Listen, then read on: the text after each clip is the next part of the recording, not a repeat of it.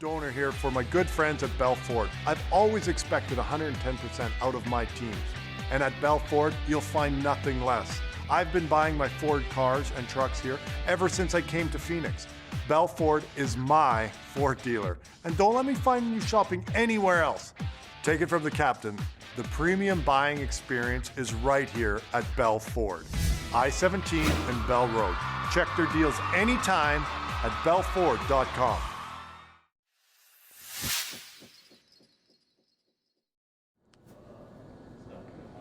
All right, welcome in, hockey fans in the Southwest. This is the Ice Time Hockey Southwest American Hockey League coverage for the upcoming week. We are about a quarter of the way through the season, Stephen Marsh, if you can believe this. 10 games out of a 40-game season. We've seen a lot already. We're going to see a lot more. Scott Strandy, Stephen Marsh with you. We are here at the Orleans Arena because we've got another game coming up here shortly. The Henderson Silver Knights, San Diego Gulls will play their third of the three-game series. That itself is different. Right, yeah, it's very different. So many things going on. As we look at the schedule, we're going to break this down to you, the standings right away.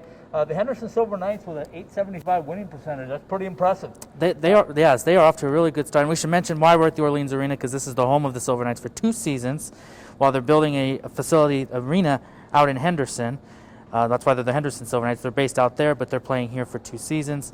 They have Lifeguard Arena, which is where they practice at out there, but their games for the 2 seasons are here at the Orleans Arena. So we just want to mention that. But yeah, off to a good start the Silver Knights are. I mean, a strong start.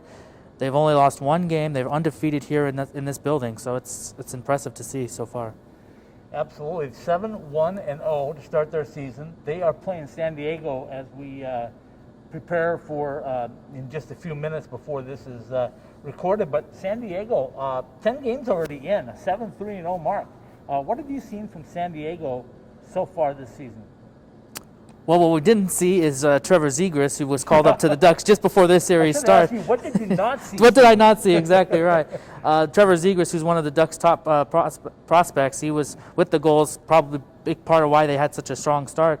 He was called up with the big club and had his NHL debut the other night against the Arizona Coyotes down there in Glendale. But they still have Jamie Drysdale, another top guy, defenseman for the Ducks, Very impressive. Ducks organization for the Goals, 6th overall pick in the 2020 draft. So he's impressive. Had a goal last night as we recorded this on Saturday. Was on the Friday game. He had a goal, and he's up to 4 goals already. So he's impressive. But they're a fast team. As you go into these games, the first 2 games that we've seen, it's been a lot of speed from these 2 teams, probably more than the Silver Knights had seen up to this point. So it's impressive to see that. And obviously the Silver Knights have gotten the better of them in the 2 games so far. But the Goals are a good team, and the Ducks have a bright future with a lot of their prospects, just like the Golden Knights do with their prospects here in Henderson.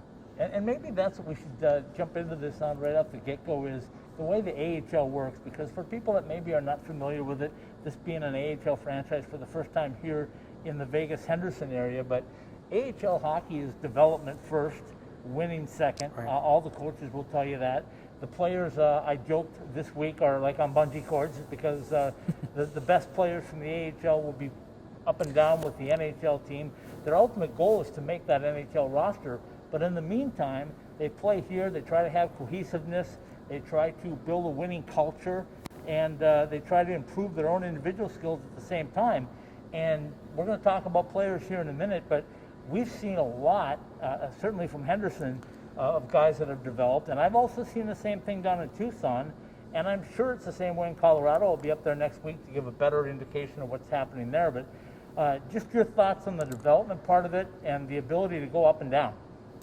Well, it's even more of a case this season because with the COVID pandemic and with the way the NHL season is going, with that they have a taxi squad that they've employed for this season, so they can have a group of I think 6 to 8 players on a taxi squad that they can use to travel with and practice with, because if there's a player that comes down with COVID or goes on the COVID list or can't play, then they have somebody that can be readily available, so they don't have to postpone a lot of games, although we're still seeing that, but maybe it avoids some of that.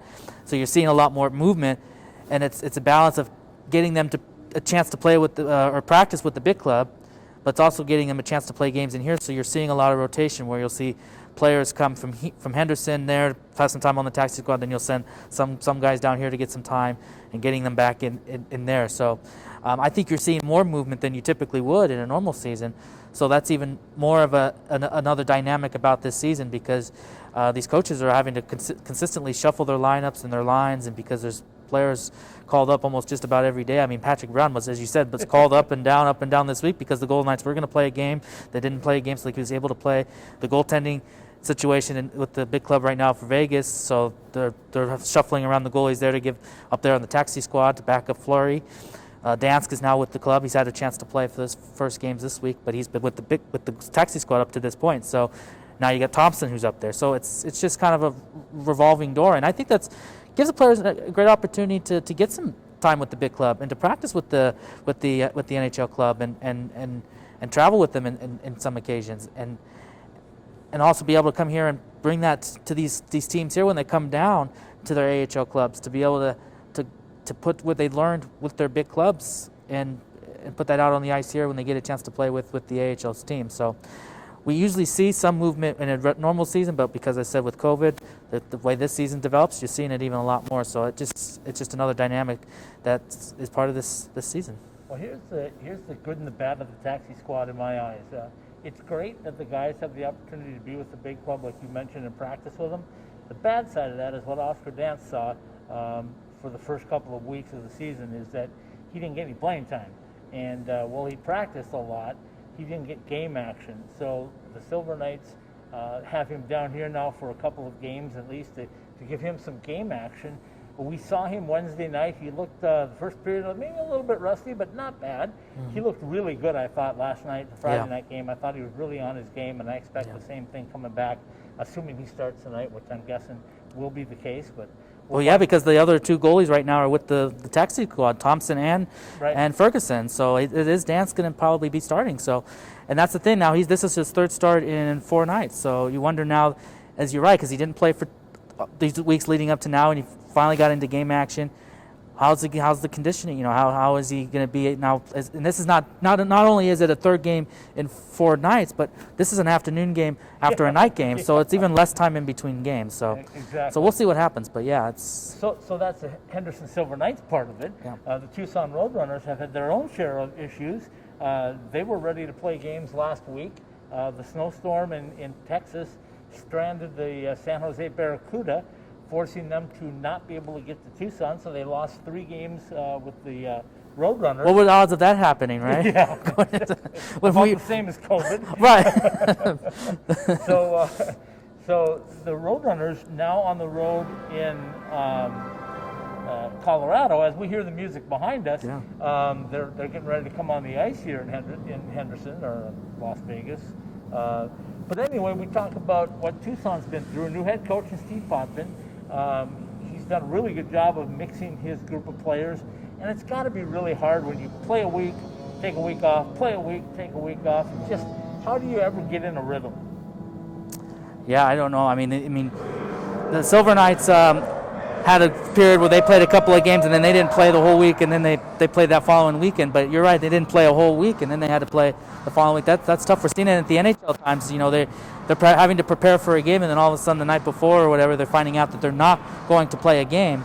It is got to be tough, but you know, it's just part of having to deal with right now. But they're doing pretty good right now. They're handling it right now. They're right there towards the top of the league. They've only lost 1 game, so they're hanging in there right now and off to a good start. And if we go to our third team in our coverage area, the Colorado Eagles, they were just the opposite of everybody else. They didn't get started right away.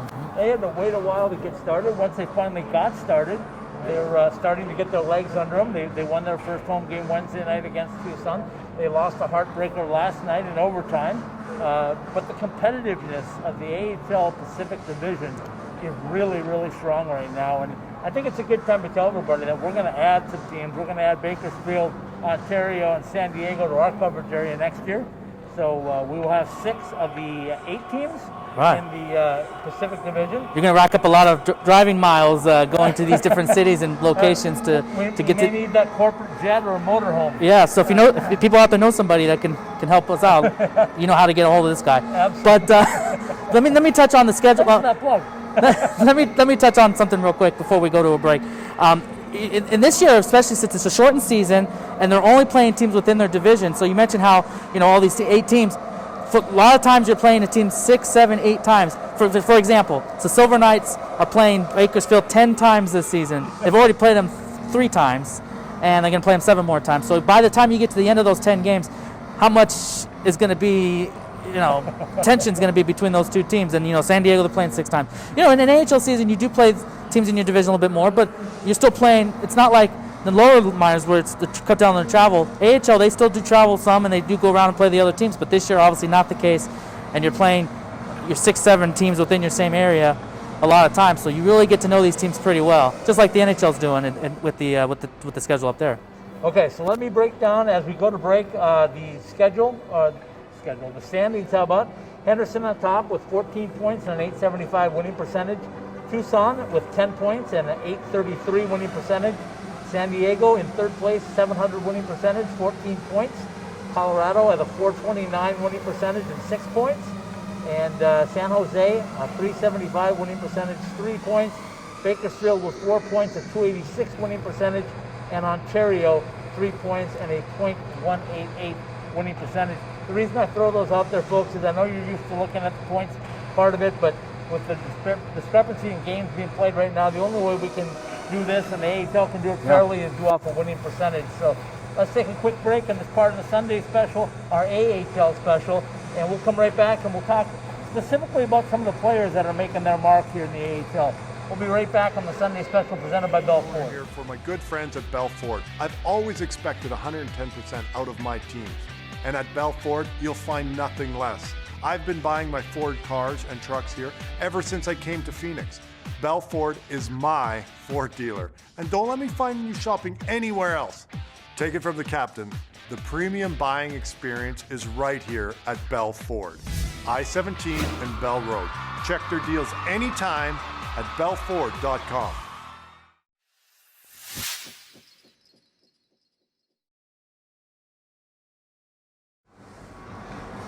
All right, we're back. Another Sunday special, the AHL special, presented by Bell Ford. Scott Strandy with me, Stephen Marsh, right here from the Orleans Arena in beautiful Las Vegas, Nevada. We've got a little breeze blowing out here today, folks, but that's why we're inside, right? So our beautiful hair doesn't get messed up. Exactly. We got to protect your wonderful hair there, Scott. Yes, absolutely. Okay, so we talked about the teams that we cover here in the Southwest. I want to talk a little bit about some of the players that are having standout seasons. If we look at the overall stats, I'll do the skaters, you do the goaltenders. Sounds good. And we talk about the guys that are on top. There is a logjam with 9 points. And some of these teams have played 8 games, some 7, some 6, some 10.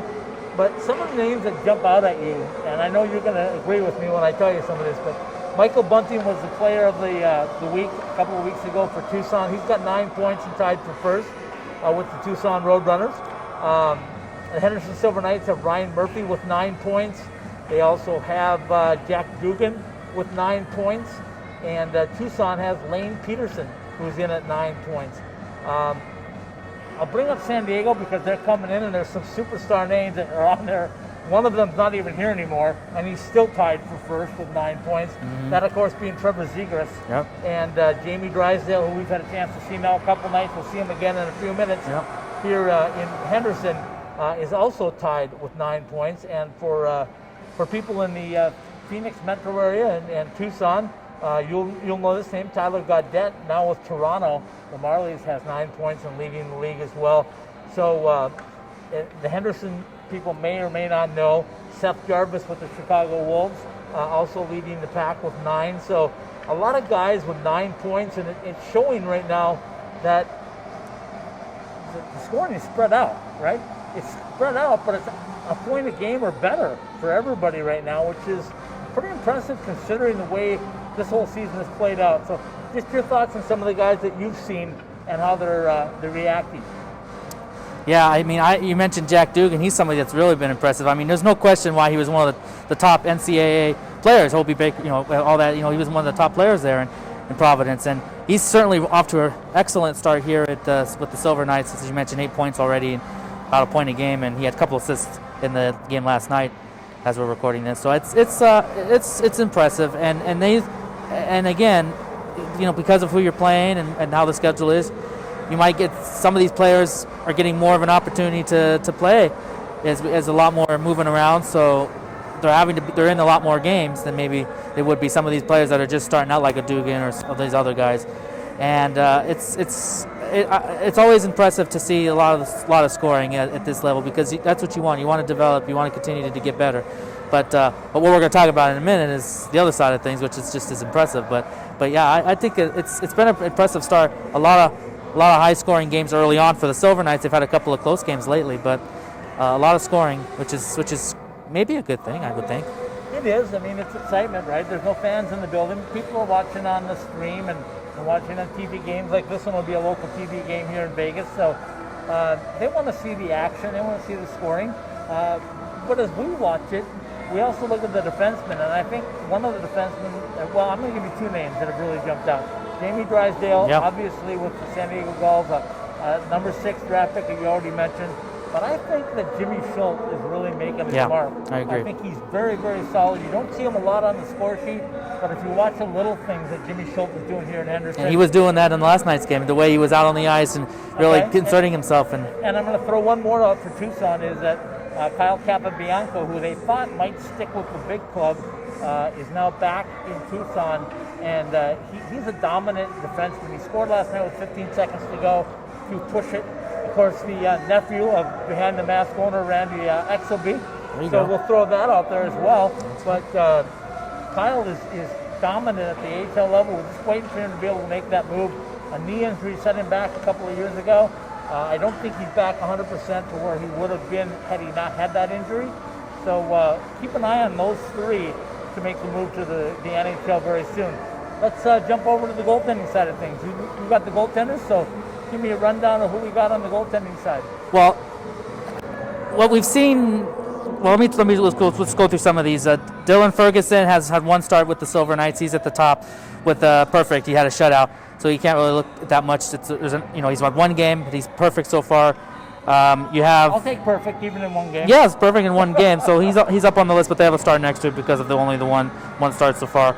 But you've got all three of the goaltenders. Oscar Dance, who's now had 2 starts, he's been good in his time too. Of course, Logan Thompson has had the bulk of the starts for the Silver Knights and has had a good start so far. So a 1.81 goals against average. But you even look at Colorado. Hunter Miska has he's number 4. Who, by the way, got his first NHL win last night. That's right. Former Bulldog. That's a right. good friend of mine. I'll throw that up there. Hunter, congratulations on that first NHL win. Against the Arizona Coyotes. Yeah, so he's already up at the big club. So I mean, it's impressive to see a lot of these goaltenders. I mean, the top. I look at the top 20 really, and they're all around 2.0, 1.9. All under 2 or above. So I mean, that's impressive to see that 20 goaltenders already in the AHL. I've already have 2 goals against average or better, whether they've only played 1 game, 2 games, or whatever. But we know that the goaltenders that I've been able to see real closely up close is the 3 for the Silver Knights, and every time they've come in, it's good. And players have asked, and the coaches are asked for the Silver Knights. How great is it to have guys like Dance, Thompson, and Ferguson in net, and they know that they're going to give them the best chance to win, and they can bail them out occasionally because there's been some games where the Silver Knights did not play their best, and maybe the other team was controlling the play, but the goaltending really kept them in it, and they were maybe able to steal a couple of games that maybe they shouldn't have won, or maybe the other team maybe had a better chance of taking away. But it's not to say that. So it's really impressive. And like we said how great scoring is, but goaltending is important too. And so sometimes a low-scoring game is good too. We talk about how great it is to score a lot of goals, but sometimes not getting a lot of goals can be good too, because it really helps the goaltenders out. Okay, so kind of to wrap that up for folks, when you look at the scoring, obviously the offensive players want to move up and get to the NHL. The defensemen want to move up and get to the NHL. A lot harder for goaltenders, Absolutely. especially here in the Pacific Division in the West. Because you look at the NHL, Vegas is pretty stacked at goaltending. The Arizona Coyotes pretty stacked at goaltending. The Avalanche pretty stacked at goaltending. So the Ducks, John Gibson over there, makes it hard for the Gulls.